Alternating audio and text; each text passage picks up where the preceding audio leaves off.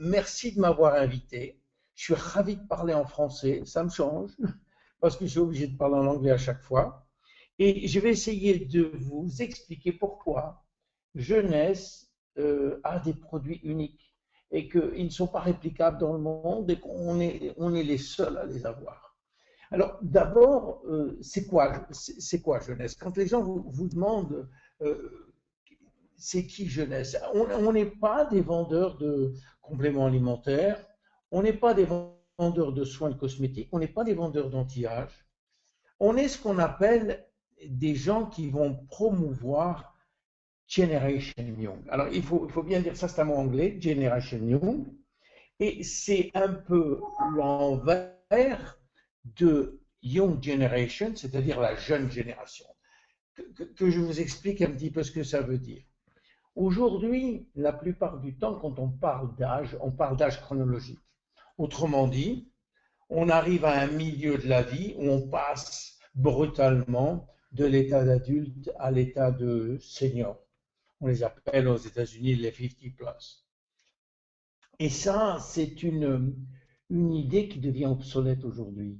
Elle devient obsolète parce qu'aujourd'hui, on parle d'âge biologique, d'âge cellulaire, et c'est à l'intérieur de la cellule qu'on va déterminer l'âge que nous avons. Donc il n'y a plus cette espèce de hiatus, cette espèce de séparation brutale entre les adultes et les seniors, mais quelque chose de beaucoup plus subtil qui va faire rentrer des critères dont on va voir un petit peu les différents éléments. Et c'est de ça que nous, on veut parler chez Jeunesse. Alors, aussi l'avantage, c'est qu'on a une société qui s'appelle Jeunesse, qui a donc un nom français, alors que la société est purement américaine et que les fondateurs ne parlent pas un seul mot de français. Bon, c'est ça le paradoxe avec Jeunesse et on en a beaucoup d'autres de paradoxes. Donc, on va parler d'âge biologique, on va parler de Generation Young et c'est ça Jeunesse. Pour comprendre de quoi on parle, il faut d'abord comprendre pourquoi on vieillit. Quels sont les critères qui font qu'on vieillit, entre parenthèses, inexorablement, mais plus pour longtemps inexorablement. Alors on vieillit en général pour trois raisons qui toutes se trouvent à l'intérieur de notre noyau. Il y a trois causes majeures de vieillissement. La première, c'est au niveau de l'ADN, des dommages que peut subir l'ADN tous les jours. Pour vous donner une idée, notre ADN subit 1 million de dégâts par jour. 1 million de dégâts par jour. Néanmoins, notre système est tellement perfectionné que ce million de dégâts est immédiatement réparé dans la seconde qui suit. Et c'est très bien. Heureusement, parce que sinon on ne vivrait pas 3 secondes. Mais alors, pourquoi on vieillit? Parce qu'à un moment donné, les réparations ne se font pas aussi vite que les dégâts. Alors il y a une espèce de dette qui s'affiche, on attend, on est sur la liste d'attente des réparations. Le problème, c'est que nos cellules, elles se divisent tous les jours des centaines de milliers de fois. Et à chaque fois qu'une cellule se divise, l'ADN se divise aussi. Mais l'ADN en lui-même étant un petit peu lésé, les codes génétiques qui vont être dupliqués ne vont pas être aussi bons que les codes originels. Et quand les codes génétiques ne sont pas bons, qu'est-ce qui se passe? Eh bien, les protéines qui sont fabriquées, qui sont la mesure ultime ou l'objectif ultime de l'ADN, eh bien, ne sont pas bonnes. Et quand les protéines ne sont pas bonnes, c'est soit la maladie, soit le vieillissement. Et ça, c'est un problème majeur, les dégâts de l'ADN et la vitesse de réparation. Le deuxième problème qu'on a, c'est toujours au niveau de l'ADN, c'est au niveau du bout des chromosomes. Les chromosomes sont protégés par une espèce de bout de lacet qu'on appelle les télomères. Ces bouts de lacet protègent nos chromosomes de toute effraction, de toute attaque. Néanmoins, on sait qu'à chaque duplication, pardon, à chaque division cellulaire, on perd un petit bout de ces télomères. Et au bout de 50 divisions, eh bien, il n'y a plus de protection. Et donc, les chromosomes sont plus protégés. La cellule part en suicide cellulaire, on appelle ça l'apoptose, ou alors elle part à la retraite. On appelle ça la sénescence cellulaire. Excusez-moi. Et donc, ça, c'est une des raisons fatalistes, entre guillemets, du vieillissement, parce que les cellules s'arrêtent de fonctionner toutes les 50 divisions. Et la troisième raison, qui est une raison majeure, c'est notre pool, notre stock de cellules souches. Vous savez que nous avons dans le corps un certain nombre de cellules souches qui sont très utiles parce que ces cellules-là, elles sont prêtes à remplacer n'importe quelle cellule du corps. Or, vous savez que chaque jour, on perd des centaines et des centaines de milliers de cellules et qu'il faut les remplacer. Quand il faut les remplacer, on n'a qu'une chose, les cellules souches. Or, ces cellules souches, elles ont aussi des chromosomes. Elles ont aussi un ADN. Ce qui fait qu'elles vont vieillir comme les autres et il faut absolument garder le pool, le stock de nos cellules souches absolument intact. Voilà trois raisons de vieillir. C'est les trois raisons majeures. C'est les trois raisons acceptées par toute la communauté scientifique. Alors, qu'est-ce qu'on peut faire pour, à notre niveau, au niveau de jeunesse, qu'est-ce qu'on peut faire? Nous avons créé trois solutions pour vous aider. Évidemment, ce ne sont pas des solutions purement médicales, ce n'est pas des procédures médicales, parce que si c'était des procédures médicales qui seraient efficaces à 100%, jeunesse aurait eu 3 prix Nobel. Néanmoins, avec ce qu'on va vous donner, ça peut vous aider terriblement. La première, c'est comment aider à réparer les dégâts subis par l'ADN. Eh bien, on a un produit qui s'appelle réserve. Ce produit, il s'appelle réserve parce que dans le mot réserve, en fait, c'est l'abréviation de resveratrol. Et je vais vous indiquer pourquoi resveratrol est bon. Je vous signale au départ, comme je vous l'ai dit, qu'on va se concentrer sur la réparation de l'ADN et non pas sur les dégâts. Les dégâts, ils sont beaucoup trop larges, beaucoup trop mondiaux, beaucoup trop environnementaux pour qu'on s'attaque à eux. On préfère attaquer la réparation et pouvoir réparer aussi vite que les dégâts se font. Alors, il y a une histoire, c'est ce qu'on appelle le secret du resveratrol, qui est assez intéressant et qu'on a utilisé pour notre produit réserve. Ce qu'il faut savoir, c'est qu'il y a une théorie qui a été prouvée partout, qui s'appelle la théorie de la restriction calorique. Ce qui veut dire quoi? Qui veut dire que si on mange moins, on reste en vie plus longtemps. On vit plus longtemps.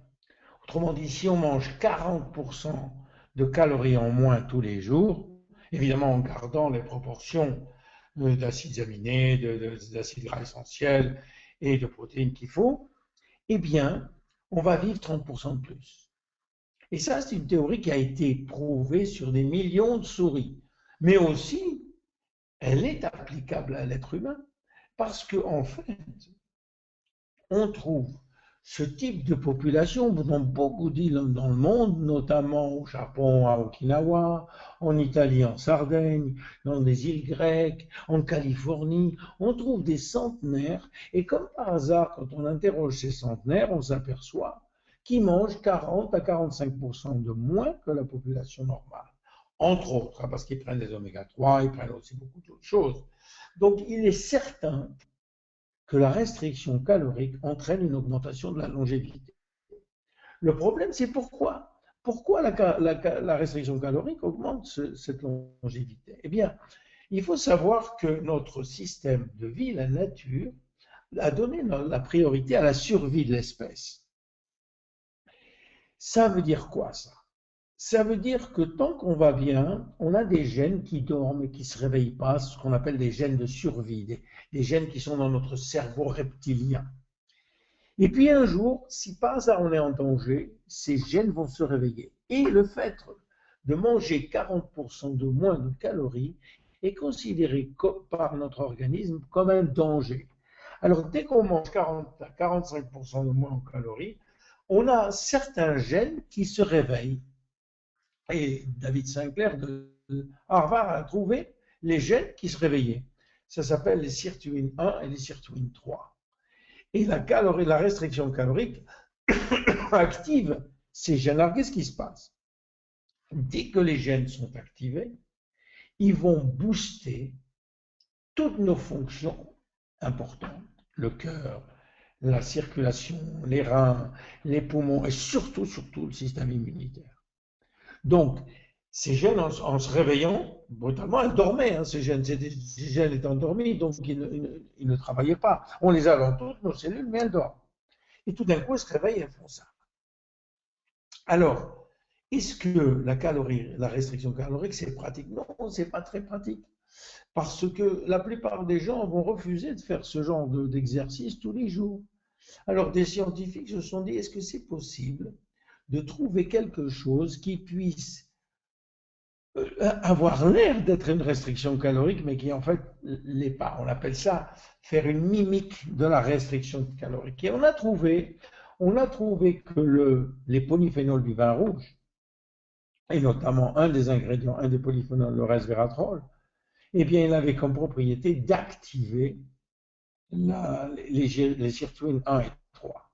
Et ça a été une découverte majeure qui a entraîné des milliers et des milliers de publications sur le resveratrol et sur ses qualités de booster et de régénération. Et c'est ce qu'on a fait, on a utilisé le resveratrol dans nos produits, pas seulement que le resveratrol, et on a eu des résultats magnifiques avec ce produit qui s'appelle Réserve.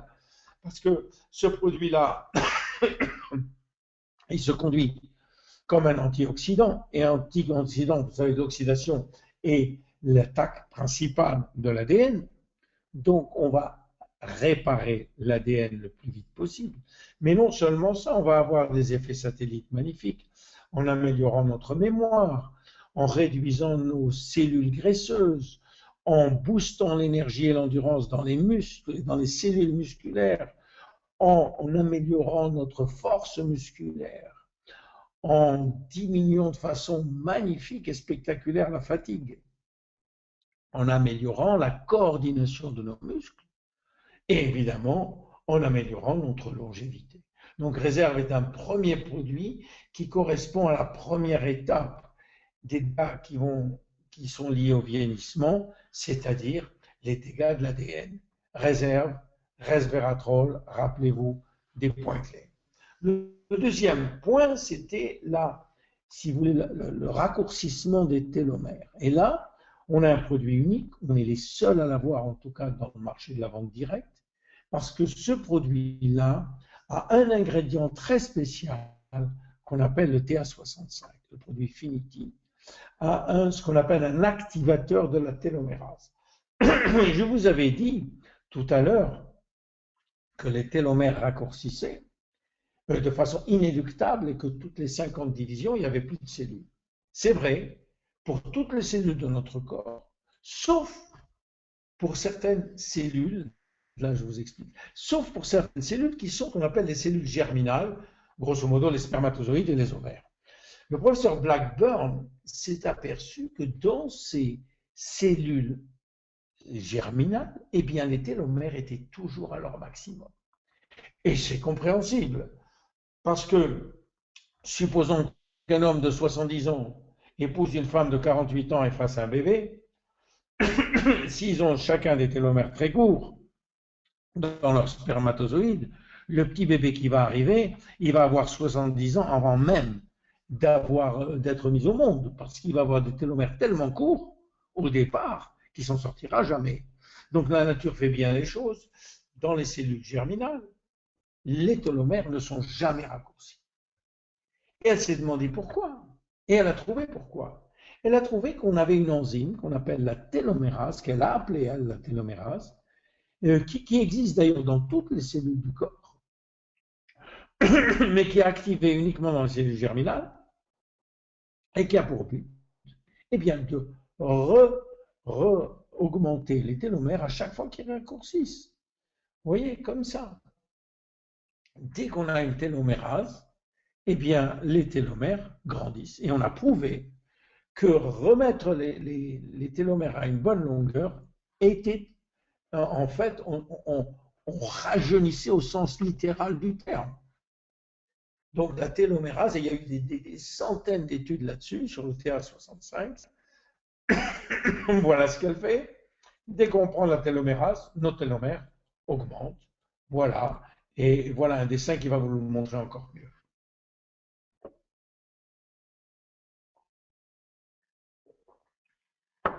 Donc, on s'est aperçu qu'en prenant ce produit, on augmentait nos télomères. Néanmoins, ça va prendre quelques mois avant qu'on voit les résultats sur la longévité, mais très très très vite, on peut voir des résultats sur l'énergie, sur... Attendez, je crois que... Vous m'avez toujours? Oui. Sur l'énergie, sur la concentration, sur la mémoire, sur la vision, sur le sommeil, sur la densité osseuse, sur la libido, sur les articulations, sur la cicatrisation et sur la gestion du poids. Et voilà le deuxième produit pour le deuxième problème de vieillissement. Le troisième, c'est évidemment les cellules souches. Alors, on s'est aperçu bien sûr qu'en travaillant sur les télomères et aussi sur l'ADN, qu'on protégeait les cellules souches. Et ça, c'était très important. Alors, ces cellules souches, qu'est-ce qu'elles font? Elles ont comme propriété, si vous voulez, de donner naissance à n'importe quel type de cellules. Et c'est pour ça qu'elles sont très importantes. Mais on a voulu faire quelque chose de plus, on a voulu s'intéresser à la partie la plus visible du vieillissement. Et quelle est la partie la plus visible du vieillissement dans le corps humain, surtout chez les femmes, mais les hommes aussi, bien sûr, c'est le visage. Et on a rencontré quelqu'un qui a pu nous aider à faire quelque chose pour le vieillissement du visage. C'est le docteur Nathan Newman, qui est à Beverly Hills en Californie, à Los Angeles, et qui est devenu un spécialiste mondial, un pionnier de la technologie des cellules souches. Qu'est-ce qu'il fait, ce monsieur?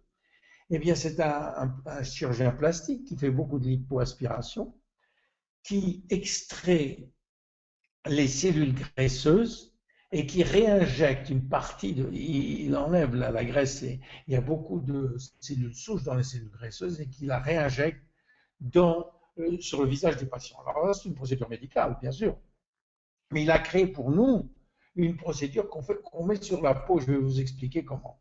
D'abord, il faut savoir que l'extraction des cellules souches de la graisse est devenue un top dans le monde. Tout le monde sait maintenant qu'on a beaucoup de cellules souches dans la graisse qui sont beaucoup plus faciles à extraire que dans la moelle épinière où on le faisait jusqu'à présent. La deuxième, et ça, ce sont des exemples de résultats qu'il a en réinjectant les cellules souches, mais vous allez sur Dr Newman et vous verrez qu'il y a des centaines et des centaines de résultats qui sont absolument fantastiques. Donc, qu'est-ce qu'il fait? Il extrait la graisse du ventre, puis il va séparer la graisse des cellules souches, mais il ne nous donne pas de cellules souches dans le sérum, il n'y en a pas.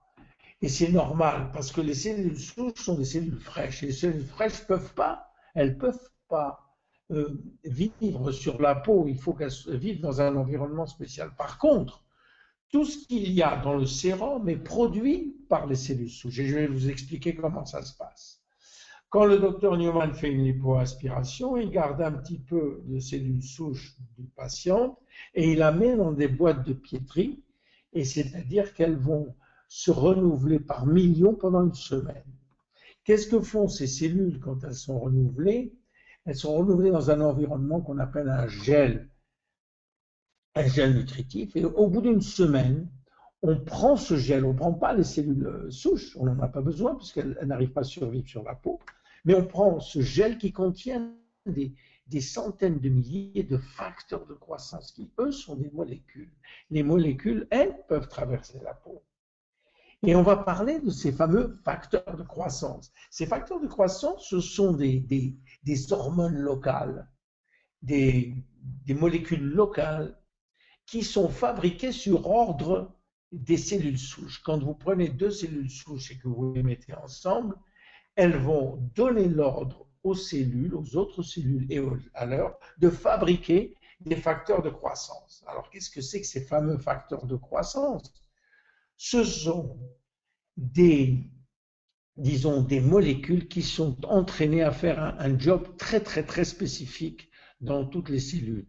Elles s'adressent à une partie très spécifique de la cellule et qu'est-ce qu'elles font? Elles vont réparer, elles vont maintenir, elles vont rafraîchir, elles vont remplacer certaines fonctions déficientes de la cellule, et en particulier des cellules de la peau. Eh bien, il s'avère qu'on a 200 facteurs de croissance différents dans ce sérum, et c'est tout à fait normal maintenant et tout à fait logique qu'on ait des résultats magnifiques, parce qu'avec ces 200 facteurs, pratiquement, on peut s'occuper de tous les problèmes de la peau. Voilà ce que c'est que ce sérum, et voilà ces trois causes. Vous voyez, je voulais simplement vous donner une idée. Évidemment, on a d'autres produits. Il y a 3 causes de vieillissement et on a trouvé 3 solutions. Je pense que c'est très élégant ce qu'on a fait. C'est justifié par la science. Donc, en conclusion, le problème qu'on a pour le vieillissement, il se trouve à l'intérieur de l'ADN. C'est là que le problème se trouve. Et nous, ce qu'on a fait, on s'est attaqué à des solutions qui se trouvent dans l'ADN. Parce que finalement, si on arrive à garder une seule cellule en bonne santé, on peut le faire pour les 60 000 milliards de cellules que nous avons dans le corps. Je vous remercie